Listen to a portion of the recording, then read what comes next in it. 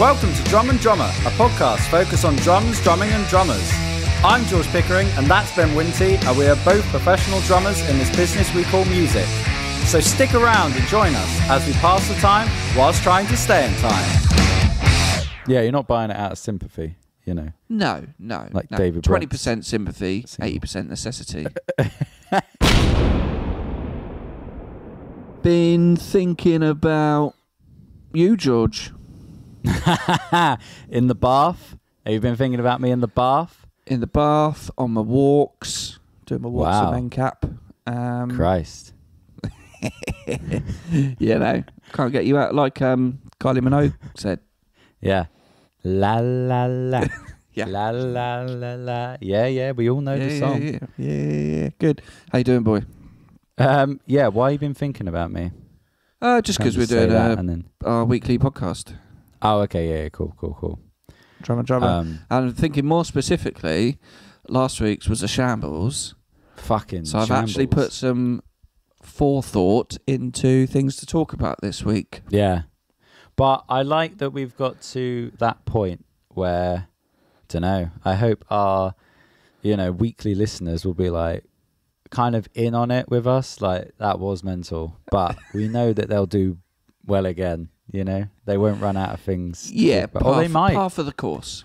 The course. Don't expect gold every week. We're not going to have Bob Knight equivalent every week, but stay with us. And we're not going to deliver deep career thought-provoking advice, and sometimes you sift for gold and you come up with shit.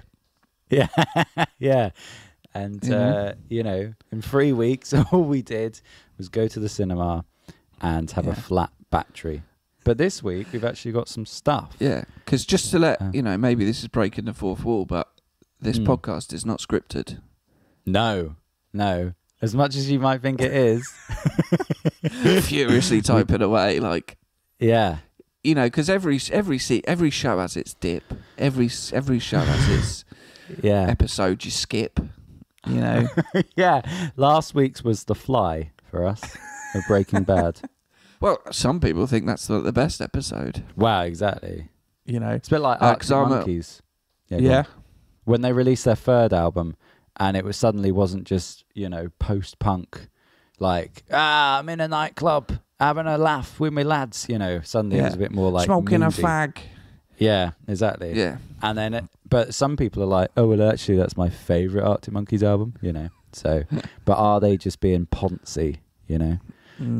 How is The Fly? Not you, but how is that your favourite episode? It's like, because they got to chat and fuck off. Like, poisons a kid. You know what I mean?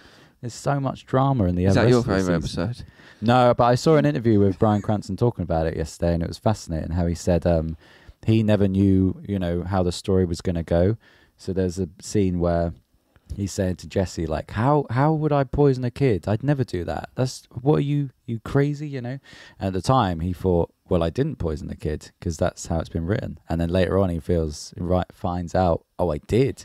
He was like, it added to it, He's like, no, you didn't poison that kid. He's like, okay, I'll show that, And then he did. Mental. And at some point, you'll find out none of your gigs are real, and I've staged them all.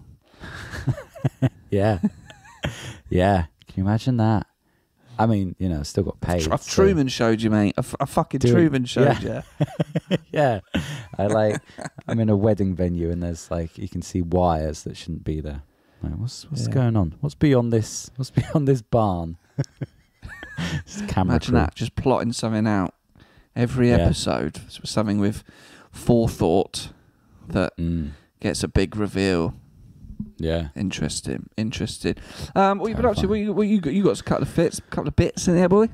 Well, let's start because I know he'll be listening to this because I told him he'll talk about this. I'll talk about this on the podcast. So, old friend, guest, Jack Hickling messaged me the other day and said, ooh, friend. Hang on, let me find it. Cut this out. Oh, here we go. Out of nowhere, here's a question for you, ... When playing a cajon, have you ever needed to fart? And also, were you worried that the mic in the hole at the back would pick up the sound? Good question. Very good question. I said, yeah, I have. And I asked him, as in, like, I've needed to fart. Who doesn't? Especially when you're a man that can't burp. And I said, did you? And he was like, I decided to hold it in. It was a really heartfelt song. Would have been a shocker. But, that's an interesting topic of conversation because, you sat on that thing for an hour. And I think I've had that thought. What if the rumble is picked up through the mic? You know what I mean? Yeah. Just try and do it on the one. Do it on the one, yeah. I think in general, just, even sat on a drum stool. I think when you're trying to, keep a beat, and it can be at a certain point in time when you've been playing X number of years or whatever, you experience your limb independence, your muscle memory gets you through. Like that playing those drums is kind of second nature.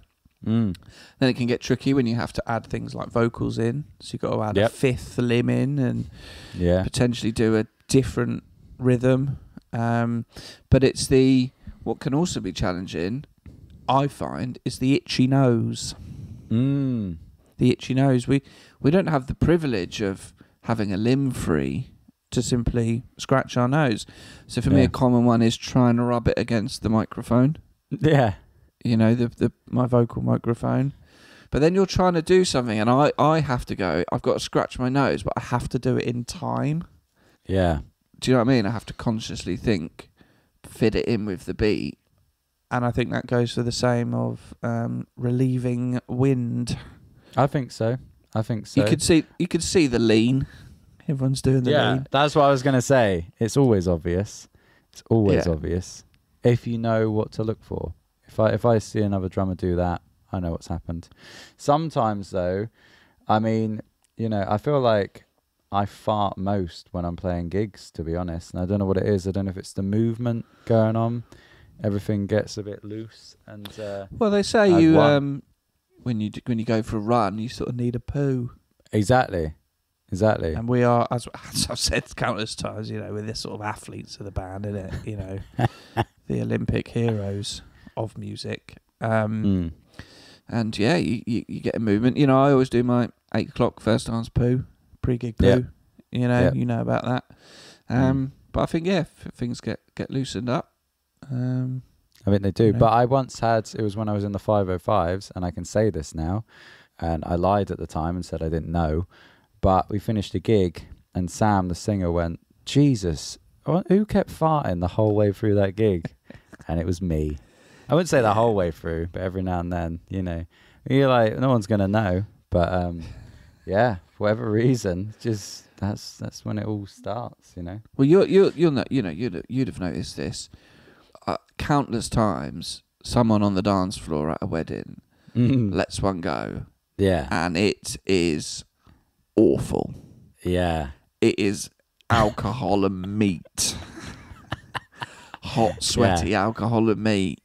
Yeah. And sometimes you see you can see it sort of emanate through the dance floor as people catch wind and sometimes vacate the area, and it's like this visual bomb has gone off, and it gets to the stage and suddenly it's absolutely horrendous. I know, and it has to be bad, I think, to cut through, because I think everyone's probably farting throughout the wedding, but it's just like, it's not too bad, so it kind of just disappears pretty quick. But the one that cuts through, if you go to a gig, seeping meat gas. Yeah.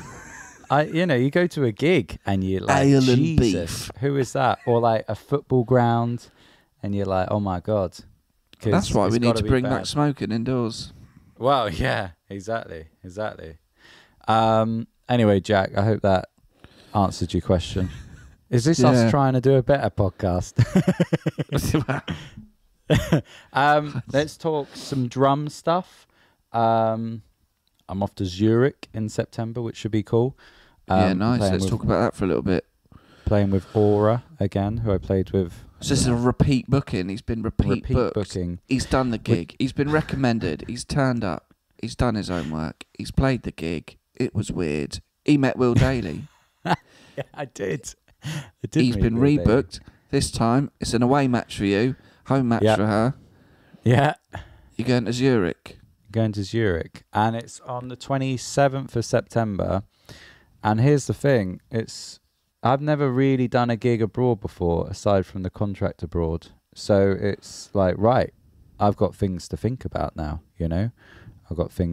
Even just in terms of like the flight, I need to book the right flight, because on the day after, I've got a function gig on the Isle of Wight. So it's like, can I do both? And it's like, yeah, of course I can. But it's just planning it. So I said to her, when's the gig? And she said, we'll be on at 9 p.m. at this festival in Zurich. And so I said, okay, cool. Should I come in the day or maybe come the night before? I don't know. She was very, gracious and was like, just stay if you want the night before. You can stay the whole weekend afterwards if you want. So yeah, I need to be like, right, I've got to book the right flight, maybe come in the morning and then meet with them and then do the gig and then leave the next morning, or I don't know. And then also thinking about what do I take and all sorts of stuff, What if I miss my flight back and I need a debt for Wildwood Sky on the day, or it gets cancelled or something, So yeah, it's cool though. It's different things to think about. I mean, I'll know more when I know it. But yeah, she messaged me a few months ago, or about a month ago, being like, "Are you up?" Have you been? Do you know if you need to take any drum gear? No, I don't. I need to. This is what I mean. All I know is that it is happening now, but beyond that, I don't know anything. So I can keep you in the loop. Keep everyone in the loop. Yeah. Keep everyone. I've been very fortunate to do quite a lot of gigs abroad. Mm. Not as a drummer. No. As a trombonist in Gypsy Hill. Did a lot of flights. Very tiring. And what we would commonly do is fly out early doors on some sort of, on like Wizz Air or some. Once, when we played Switzerland, they did fly us out British Airways. That was nice. Lovely. But you'd fly at like EasyJet, Ryanair, Wizz Air at like 5 a.m. from Luton or Stansted, nothing convenient.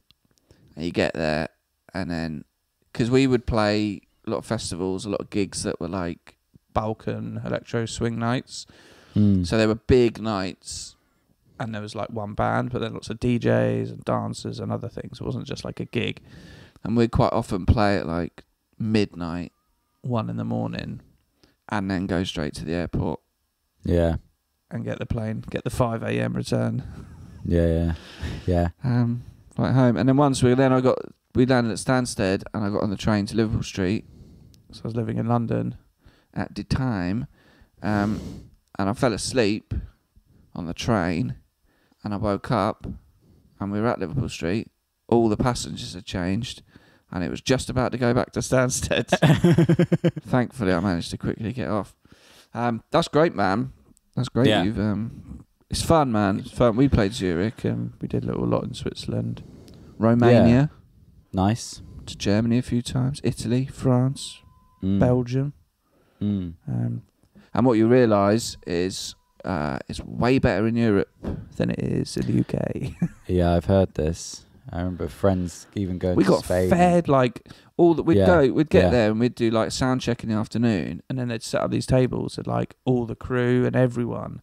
Like a big meal would come out and everyone would eat, and like everyone was getting paid well, and here it's like shit. Yeah. Exactly. But it's good, man. It's a good experience. Yeah. No, it should be cool. I'll keep you updated, and all of you updated. What have you got to talk about? I've got a few things, mate. Lay it on me. Let me rattle through. Yeah. Well, take your time. But also, take time. So, speaking of previous guests, you mentioned Mr. Jacques Hicklin. So recent guest Jordan Faruja, co-creator of the PackBrack. Yeah. Well, I went and ordered one. Nice. Well done. I thought I actually do want one. Support our new friend. Yeah, you're not buying it out of sympathy, No. Like David 20% sympathy, 80% necessity. Exactly. 70% necessity, 10% tax write-off. but I thought I'd get one. And very nicely, it arrived the other day. Mm-hmm. It came from Every. Okay, interesting. So now everything was smooth with the delivery. Yeah. Mm-hmm. So the one thing is, the delivery driver couldn't be bothered to take it up the stairs in the block of flats. So it got through the main door and then he just left it at the bottom of the stairs. Amazing. Yeah, nearly good. Nearly good. Yeah. But it comes in a lovely little box with a PackBrack sticker on. I flipped it over. He's printed out a little label. Ben, Drum and Drummer Winty. Love it.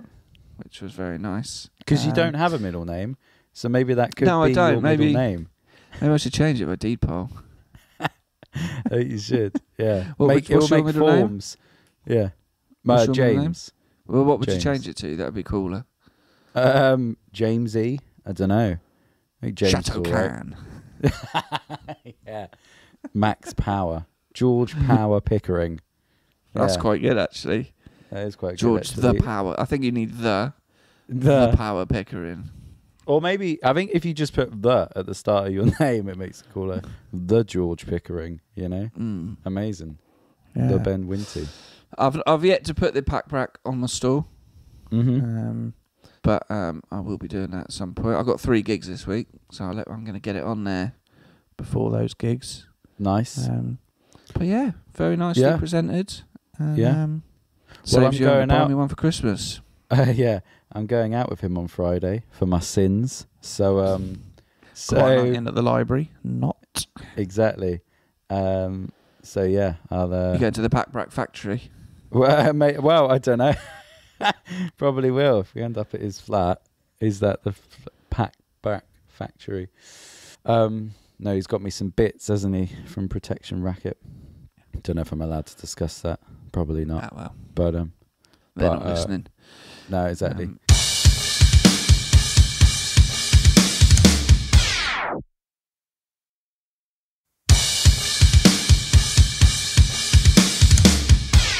Anything else you got? Yeah, I've got a couple of little drum bits before I move on to just some random shit. This was a phrase I saw on Reddit, and I'd never heard it. I'd never heard it before in this context, used to describe. So, you know what a hi-hat is, yeah? Yep. Yeah, it goes up and down, isn't it? That saved us some time. Yeah. Yeah, thankfully you know what one is. So you got an open hi-hat, hit it, and then press your foot down. Yep. You know what I'm talking about. Yeah. I saw that described as a bark. Really? Yeah.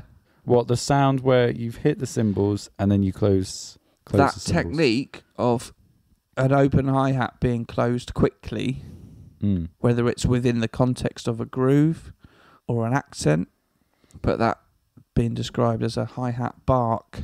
Is it? Do you have to hit the cymbals before you close it to make it a bark? Yeah, cool. Yeah. Interesting. I wonder why. Well, I guess it's kind of, onomatopoeic in terms of it sounds like a dog barking. Yeah. You know, I guess it's quite, Yeah. It's short, but I'd never heard that terminology before. No, never. It was on Reddit. Yeah, just someone asked. I think someone even asked. Like, there was a drum beat they were trying to learn, and I think within the beat, because even if you think of like a disco beat, you know, where the hi-hat opens, well, it's never open for very long. No, and it was something like that, or it wasn't, because someone was like, "What? How do you do this? What's this technique?" And someone was like, "Oh, it's a hi-hat bark." Wow. And it seemed like a lot of people agreed, that a hi-hat bark is when an open hi-hat is hit and then closed quickly.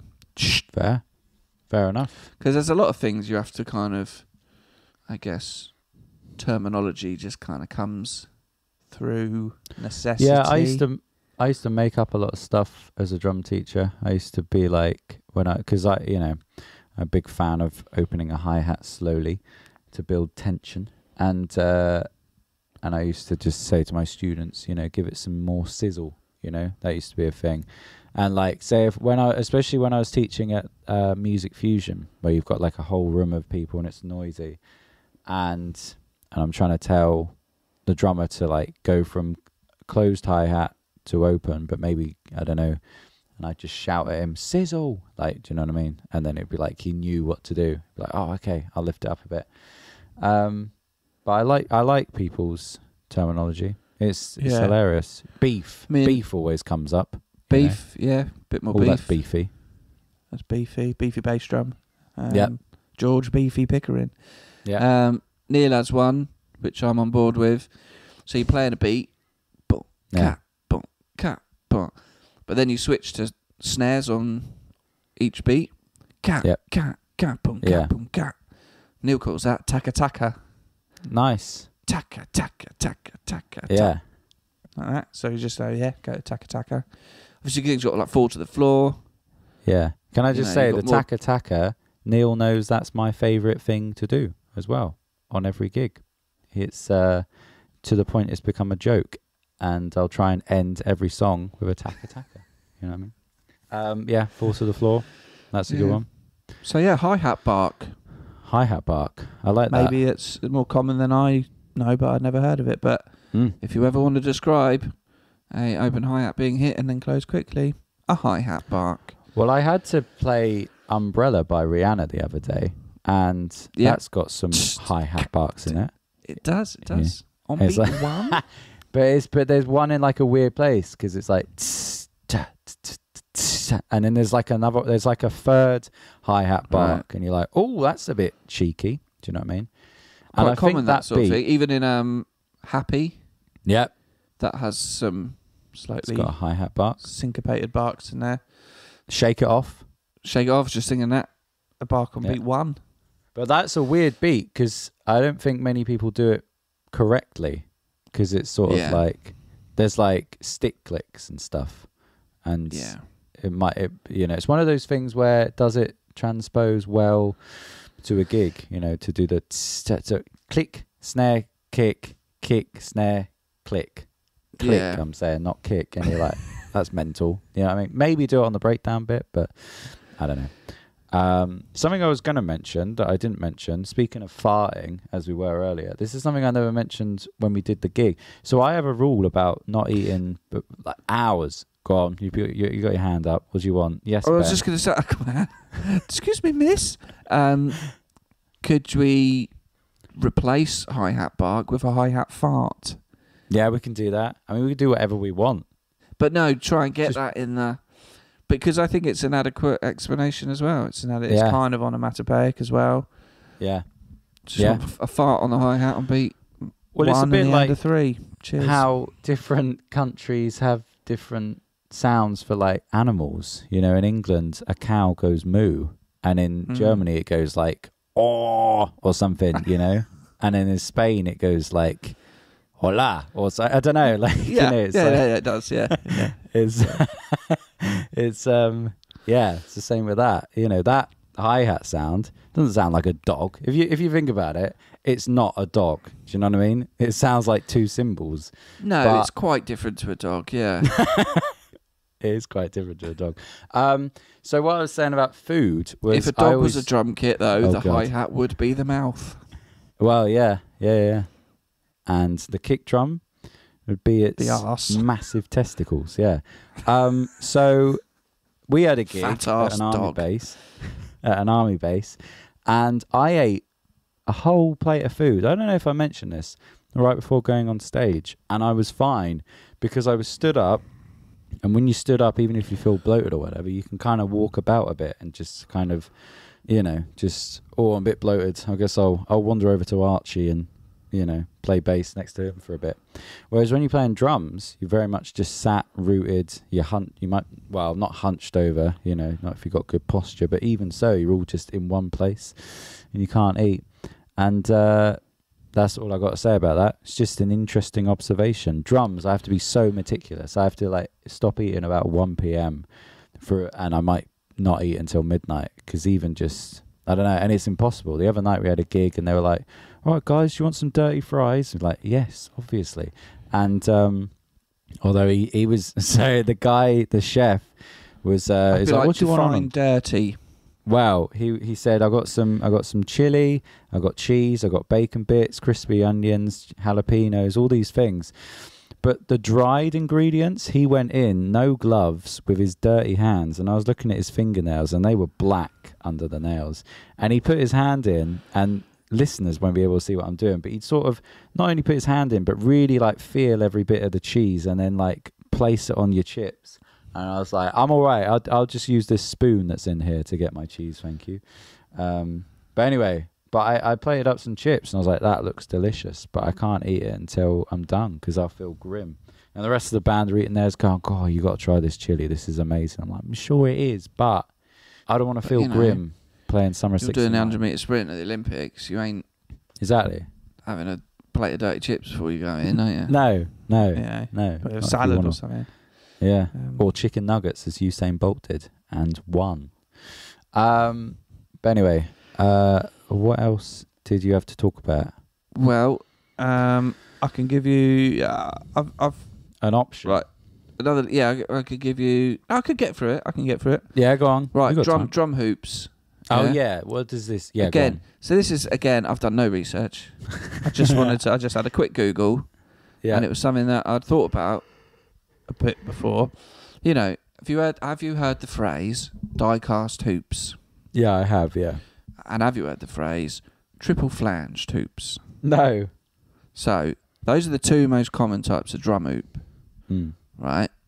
And I often see, this has got die-cast hoops. Ergo, it's better. Yeah. Right? What does ergo mean? Ergo sum. What does ergo sum? Okay. I'll look it up. You're looking up a word you've just used. Ergo sum is a Latin phrase that translates to I think, therefore I am. Oh. That's cogito ergo sum. So, well, don't give me the whole phrase if... Hang on. Ergo. Therefore. There you go. Right. It means therefore. Would you say cogito that? Ergo sum. Yeah, well, no, but it's shorter, isn't it? Shorter. It's not, because look at all the time we spent Googling it. God. Yeah, good. This was meant to be our comeback episode. Anyway, carry on. Difficult. So die-cast 144th album. So you got die-cast and triple plunge hoops. Tell me more. Yeah. So I just wanted to know what's the difference? Why is die-cast seen as... And I've got some snares with die-cast hoops. Yep. And I've got some drums and snares with triple flange. I'm pretty sure a triple flange, right, is a bit of metal, long, big, flat bit of metal that's bent round. And then the bits where it goes round the bit of the drum. Yeah. Like, if you do a cross-section of it, it's like that, isn't it? Like what? He's sort of acting out a snake at the moment, Ben, for listeners. So the hoop does like that, doesn't it? Yeah. Because it goes over the shell and the skin. Right. And then you have right. So that is manually bent. Right. To make those curves. And there's three of them. So it's a triple flange. And then it's bent round and joined. And that's your hoop. Die cast is a mould. Right. Poured in. So it's a solid singular die cast. Therefore, that's why they're normally heavier. Oh, yeah. And I think triple flange came about because years ago, when they were doing hoops for drums, someone done a double flange, but the top was too sharp. Right. And so sticks would cut easily. And so they made the top bit have another flange. Right. So it had a rounder edge, so your sticks didn't get cut up. Got you. So that's what the most common is, triple flange. But yeah, die-cast hoops are mould-made, one solid bit of metal, bit heavier, and will usually kill overtones a little bit more. Nice. There you go. That's that. We're always learning on this podcast. Always learning. I'm sure there's much more to it than that lecture. No, I think that's probably it. I'd say you've covered everything. I think that's the whole history of drum hoops. Yeah. So have a look on your drums, and if you've got a die cast, there you go. You'll see. Oh yeah, that is heavy, isn't it? Yeah. Have I told you about the latest? Oh, God. No, tell me about the latest. The latest thing with my drum kit that I bought that has no legs. Oh, yeah. It's just on it's weird. So for listeners, I bought I don't know how you pronounce the company, Sakae, Sakae. But it doesn't, the kick drum doesn't have legs. It's just on a sort of weird stand thing. But the stand makes it so high that it just doesn't work, basically. So I was like, right, well, I'll look into getting legs. So I messaged G Russ, and I thought, do you know what? We're on Instagram chatting terms with them. You know, I was chatting with them the other day, and so I was like, I'll just message them that way. I said, all right, lads, it's me. It's from Drum and Drummer. Yeah. Do you put legs on drums? And they said, no, but, you know, we recommend these shops. And I was like, oh, okay. I was thinking, I don't really want to spend any more money on just this practice kit. So I had a solution. Because my room, where I practice, is quite small, just cram the kick drum against the wall. And then it's fine. Do you know what I mean? It's not going to roll one way or the other. Easy. And if it does... So the stand it comes... You sent me a picture of this. The stand the kick comes on. What do you mean it's too high? I don't know. The only way I can describe it is it's like the kick drum goes on this stand thing, and then when you put your pedal to it, there doesn't seem to be a good place to put your kick pedal without like the chain hitting like the rim of the kick drum, if that makes sense. Yeah, okay. Because once you've got it, it's like it's then elevated. And Have I don't know you if looked up any people's solutions for it? No, I haven't bothered at all. Nah, of course not. No, God, no, not one bit. Not one bit. But I just went with take it off that and just push it against the wall. Cram it up against the wall. Job done. So for now, that'll do. Did I interrupt you with something with that? A little bit, but that's fine. It's absolutely fine. I've got a couple more bits. Yeah, go on. Shoot. If that's okay. I know you've got to get to Eastbourne. I do have to get to Eastbourne. We all have to get to Eastbourne. Yeah, at some point. So one, music related. A song I've drummed on, co-produced, which I mixed and mastered, came out yesterday, Monday, for those listening on Thursday. It's a song by Sean Smith. Yep. Who, for those who don't know, was... For those vintage X Factor fans, he was one half of Same Difference, the brother and sister duo, who came third in the X Factor in 2010, maybe? Well, I've worked with Sean quite a bit because he's local to Portsmouth. I've tracked vocals for his solo pop albums. I've done an entire swing album, which I arranged and recorded and produced. We've done some sort of band, sort of indie stuff with him during COVID. We've had a track that we wrote that he sang on a BBC TV show. So I've done a lot with Sean. He's a lovely bloke. He got in touch a couple of months ago. He'd written a song. Basically, he's had 2 miscarriages with his wife. And he's written a song about it, and he wanted to record it, and he wanted mine and Neil's help with it. So it's called Little Song. It came out this week. It's a lovely, nice little song.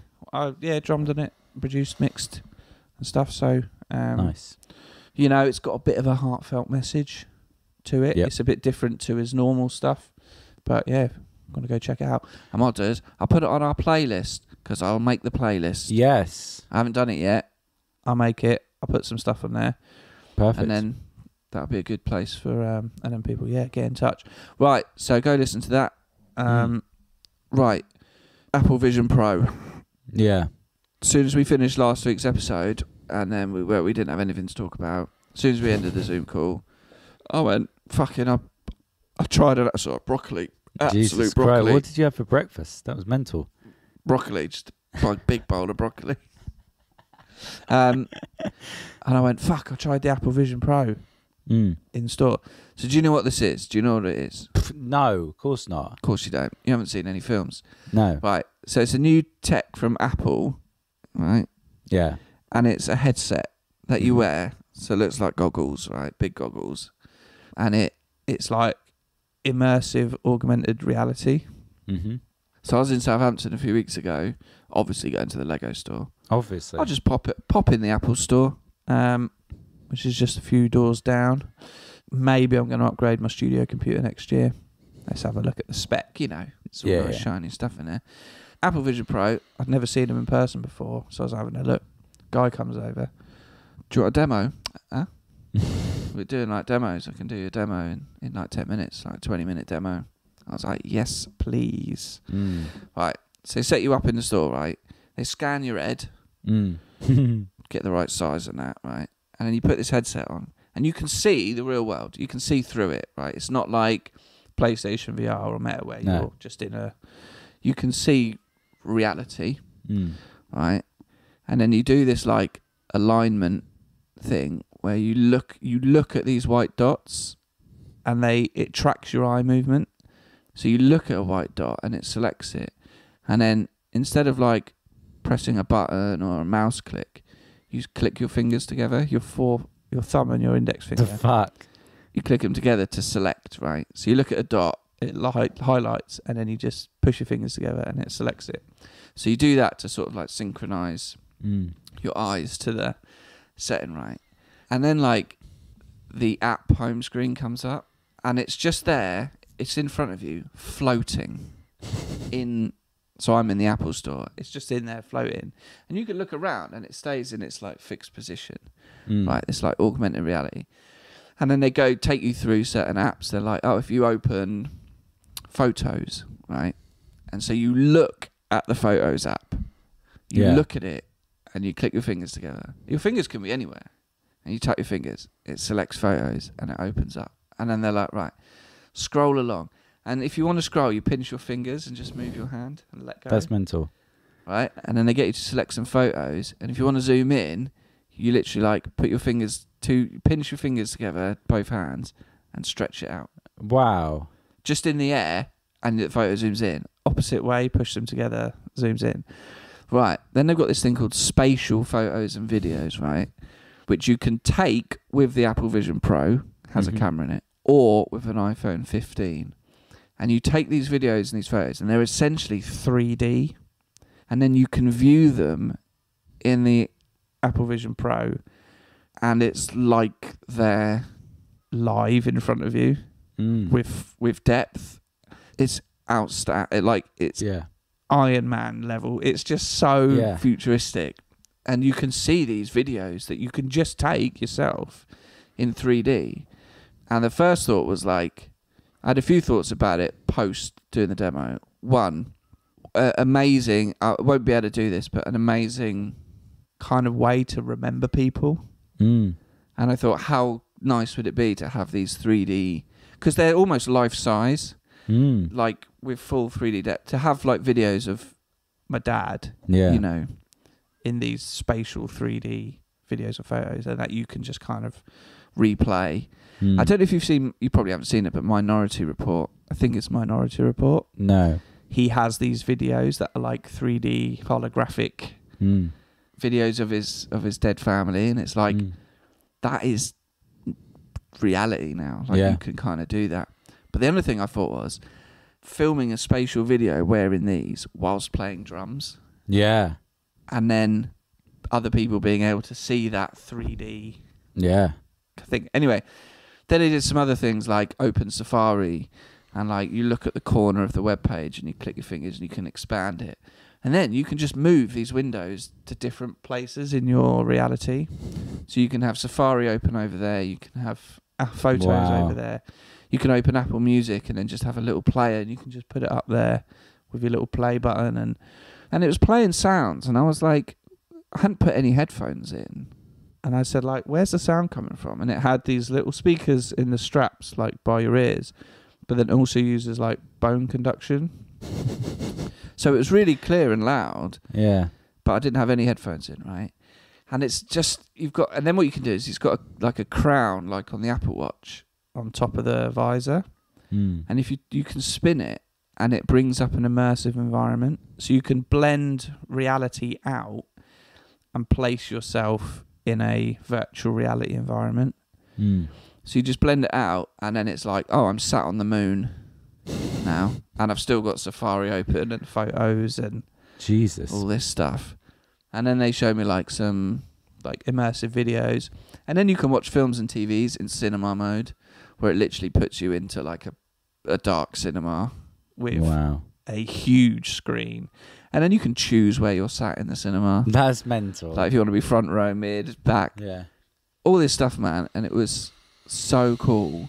And I thought it would be mental, but to wear one at a gig, right?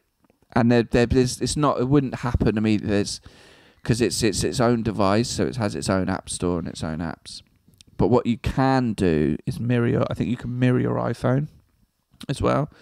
It also has a keyboard that is augmented reality, so it's visually there, but it's not really there, and you can type on it. Yeah. Right. And I believe there's also even like a piano app, so you can like play a piano. Jesus. But what I thought was, how cool would it to be? I think as well, you could like, if you have a new enough MacBook or MacBook Pro, you look at the MacBook and it picks up there's a MacBook, and then you can mirror the display, and you can have it like giant in front of you, and all these other windows. Oh, I mean, the price tag is steep. How much? One of these bad boys, $3,500. Yeah. For the basic, for the one with the lowest storage. Yeah. But what I thought was, one, how cool would it be to wear one while drumming and record spatial videos?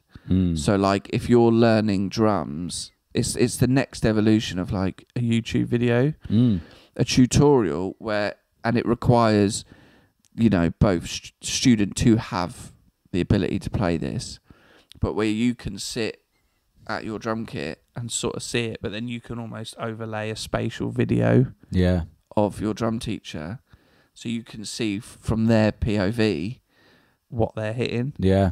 Or even just footage. Oh, they showed this video, man. This like compilation video of immersive views of like sports, so like basketball, MLS. It was like you were there, man. And it was like, might be way off, but that if there's a way that they can broadcast live sports events like that, like you're sat in the arena or the stadium, fucking mind, there's like shots of goals and you're stood like behind the goal. Yeah. And you see the ball like hit the net. The quality is insane, and it's like you're there. It's so weird. What I thought was, not only are you drumming, right, but you can have a YouTube video or drum lessons or Drumeo or something open on one window.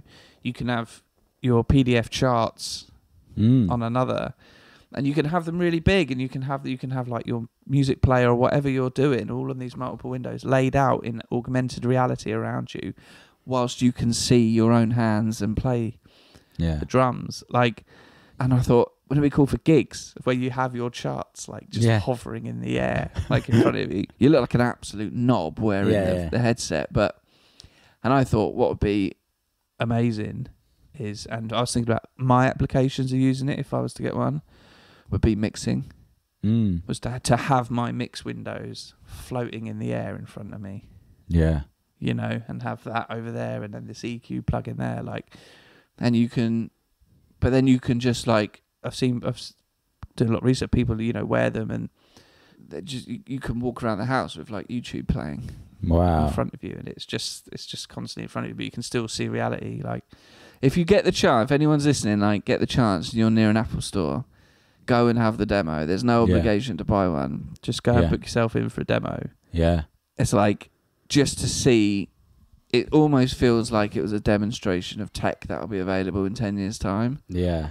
Not, oh, you can buy this today. Yeah. It was amazing. But I just thought, spatial videos with drumming, or from gigs or things like that would be so cool. Yeah, definitely. Or like mixing or having your charts up, or be interesting to see how the music industry like uses that technology and what it can do, and like even to the point of like for example, like Taylor Swift, like concerts filmed, you know, Disney Plus has the Eras tour, like they've had Hamilton, you know, the Broadway show. These live events, like if they're able to be filmed in this 3D way, and you can then put this headset on and watch it like you're in the theatre, or like you're at the stadium, or you're on the stage with the band. It's really cool. It's very really cool. Well, maybe anyway, I'll book in. But yeah, let's wrap it up. It's so good. It's so good. There's obviously a place in Brighton. I'll have a look. It is. It's just insane. Yeah, it's really cool. Yeah. Cool. Well, yeah. Should we wrap up? Let's wrap it up. So, thanks for listening, everybody. Yes. Hope you enjoy the rest of your week. As always, check out our Instagram. Send us an email. Check out the Sean Smith song. Check out the Sean Smith song. We'll get the playlist up and running. Submit any songs you want us to put on there of your own bands. Or any drumming you've done. I think that's it. Yeah, just go free. Enjoy. If you go to Victorious, have a lovely time. Oh, yeah. I won't be there. I've got 3 weddings, Friday, Saturday, Sunday. Cheers. So perfect. Didn't want to play Victorious anyway. No. Next. Right. But enjoy your long weekend. Bank holiday, innit? Yeah. About time those bankers had a rest. We'll see you next week. Bye. Bye. Thank you for listening to Drum and Drummer. You can find us on Instagram at Drum and Drummer Podcast. And you can send us an email to drumanddrummerpod@gmail.com. Remember, just pick up the sticks and twat it.